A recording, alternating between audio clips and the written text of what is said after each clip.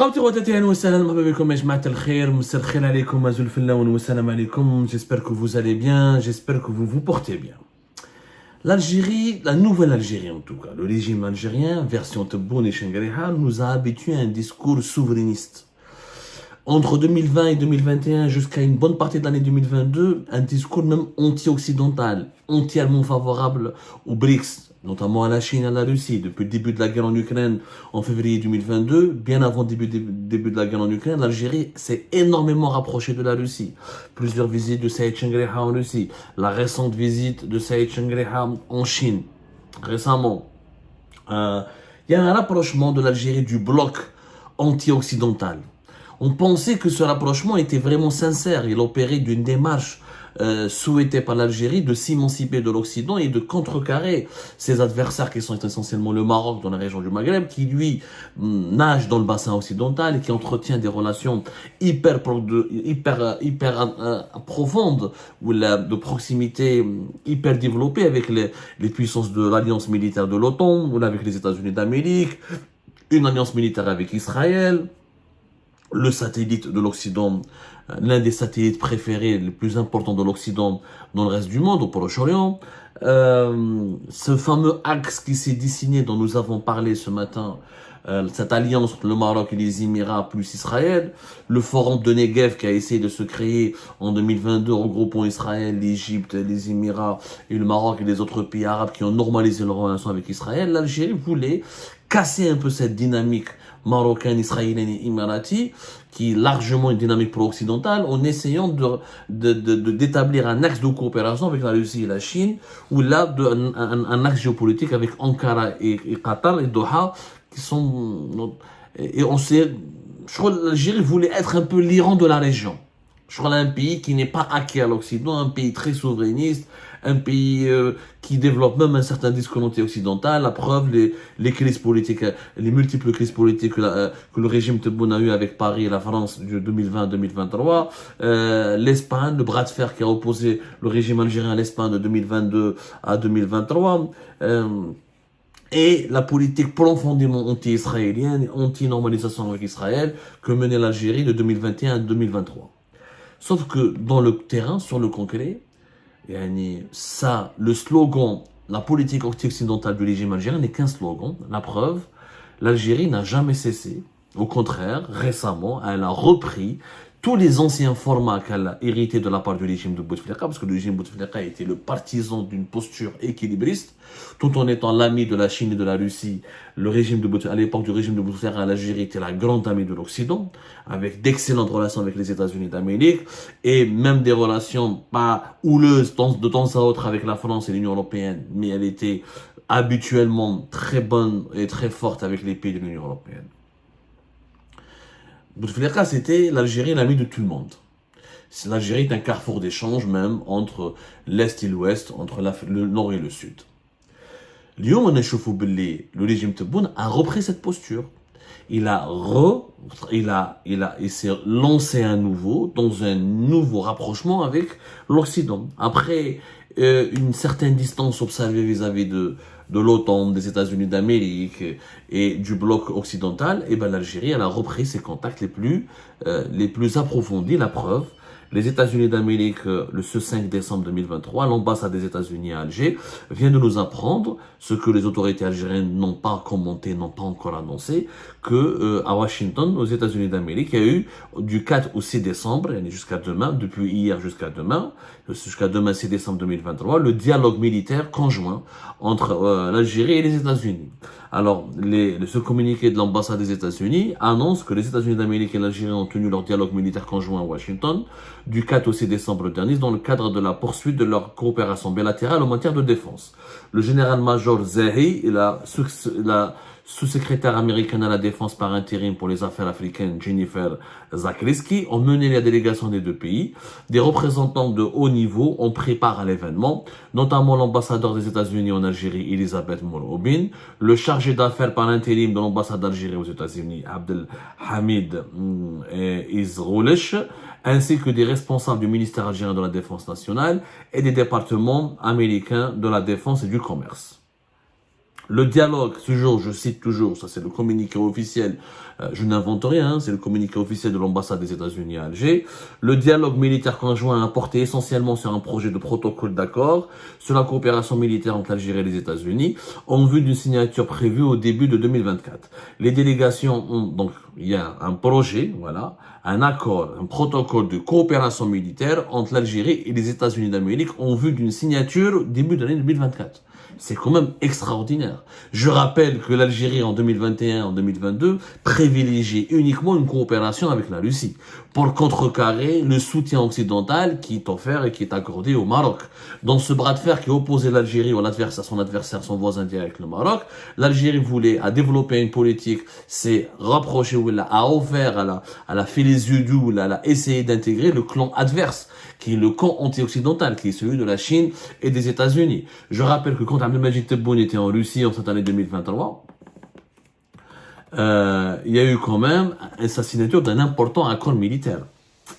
C'était en juin 2023, rappelez-vous, Eshma. En juin 2023, quand Abdelmajid Tebboune, du 15 jusqu'au 17, jusqu'au même 18, il est resté 3 jours. 3 ou 4 jours, il a participé même au forum économique de Saint-Pétersbourg.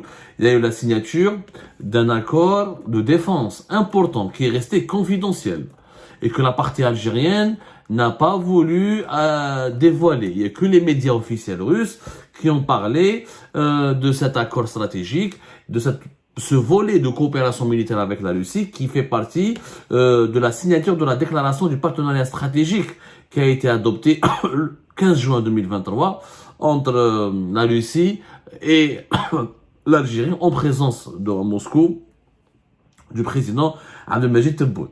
D'ailleurs, l'Algérie, pour ne pas énerver l'Occident à l'époque, qui voyait d'un très mauvais œil le rapprochement militaire avec la Russie, elle n'a même pas, la délégation qui a accompagné Abdelmajid Tebboune, Saïd Chengreha n'est pas partie. Parce que l'Algérie ne voulait pas trop médiatiser, cette coopération militaire renforcée avec la Russie dans le cadre d'un nouveau partenariat, qui est la déclaration du partenariat stratégique. Alors auparavant, l'Algérie avec la Russie était liée depuis 2001 par une déclaration d'amitié. C'était une déclaration d'amitié entre les deux pays. Là, ce n'est plus de l'amitié, c'est du partenariat stratégique. Donc, là, on nous apprend que finalement, c'est avec les États-Unis d'Amérique que l'Algérie va signer un accord de coopération militaire qui est prévu en début 2024. Les officiels algériens ne parlent jamais de cet accord. De quoi? Quel sera le contenu de cet accord? Personne ne le sait. Juste l'ambassade des États-Unis nous apprend que les dirigeants algériens à Washington ont parlé avec leurs interlocuteurs américains de la sécurité régionale, maritime, de la cybersécurité. Ils ont abordé les questions liées à la résilience des catastrophes, les efforts de lutte contre le terrorisme et le partage d'informations. Une table ronde consacrée à l'industrie militaire s'est tenue le 4 décembre 2023 avec des fournisseurs d'équipements militaires afin d'explorer la diversification des fournisseurs et des systèmes technologiques pour avancer les objectifs de défense nationale en partenariat avec l'Algérie. Quand même extraordinaire. L'Algérie qui voulait acheter en 2021 et en 2022 l'équivalent de 11 milliards de dollars d'armes à la Russie, ne parle plus de ces armes russes et elle s'intéresse aujourd'hui aux armes américaines. L'Amérique qui est l'un des fournisseurs clés et stratégiques du Maroc.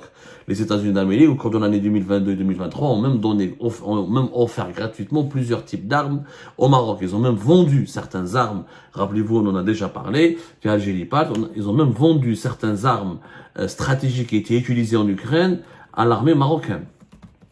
Où l'Algérie, d'ailleurs, elle avait très mal apprécié. Voilà, on en a parlé. C'était en avril 2023, sur le deal militaire entre les États-Unis et le Maroc. Et comment les États-Unis d'Amérique en avril 2023 ont commencé à équiper, ils ont donné le Congrès américain a autorisé le Pentagone et les autorités américaines à vendre et les équipementiers militaires américains à vendre ou à livrer certains systèmes de défense sophistiqués au Maroc. Maintenant, c'est l'Algérie qui se tourne vers les États-Unis, un retournement de situation totalement extraordinaire. Le dialogue militaire entre l'Algérie et les États-Unis, c'est pas nouveau. Depuis 2005, il existe un forum qui est organisé entre des militaires algériens et des militaires américains en présence des représentants civils des deux États. Il y a eu le premier dialogue militaire a été organisé en mai 2005, le deuxième a été organisé en novembre 2006. En 2022, l'Algérie et les États-Unis d'Amérique ont organisé entre le 14 et le 15 mars à Alger un dialogue militaire. C'était la 10e édition. C'était à Jma'a, la 10e édition. Il y avait la sous-secrétaire adjointe à la défense qui était venue à Alger. C'était en mars 2022. Mais c'était très discret. Avec le 10e dialogue militaire entre les États-Unis et l'Algérie, c'était vraiment, ils ont parlé de la lutte contre le terrorisme, les conflits régionaux, les objectifs de relations sécuritaires entre les États-Unis et l'Algérie. C'était vraiment théorique, ça s'est passé à Alger, c'était pratiquement du protocole. Marra Hadi, en 2023, ça n'a rien à voir. Là, nous avons la 11e édition. C'est la 11e édition. T'as le dialogue militaire algéro-américain et c'est totalement différent. Totalement différent de ce qui a été fait en 2022. Il y a des tables rondes, on parle d'exposition sur des ventes d'armes, sur l'industrie militaire, on parle d'un accord militaire qui devra être signé entre l'Algérie et les États-Unis d'Amérique en début 2024. On parle de cybersécurité, on parle de sécurité maritime. Voilà. L'ambassade des États-Unis d'Amérique rappelle que l'Algérie et les États-Unis ont accueilli des visites réciproques de navires, ainsi que des visites de haut niveau, y compris celle du commandant de l'Africom, le général Michael Langley, en Algérie en février 2023, où il a eu des discussions approfondies avec le président Tebboune et le chef d'état-major de l'armée, Saïd Chengreh. L'ambassade des États-Unis rappelle, c'était l'Algérie qui a accueilli le dernier dialogue militaire conjoint en mars 2022. Et là, on voit que l'édition 2023 est nettement plus enrichie, plus développée et beaucoup plus sophistiquée, avec des rencontres de plus haut niveau, avec des représentants plus diversifiés et avec des thématiques nettement plus élevées ou la plus prestigieuse ou la plus importante que celles qui ont été abordées en 2022. L'Algérie revient petit à petit dans le giron de l'Occident.